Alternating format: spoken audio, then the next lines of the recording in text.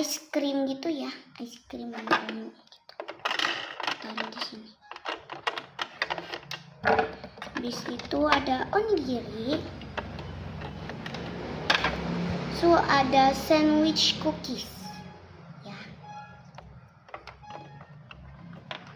Taruh kayak gini aja kali ya. Kalau udah, es sisa-sisanya ya taruh di sini.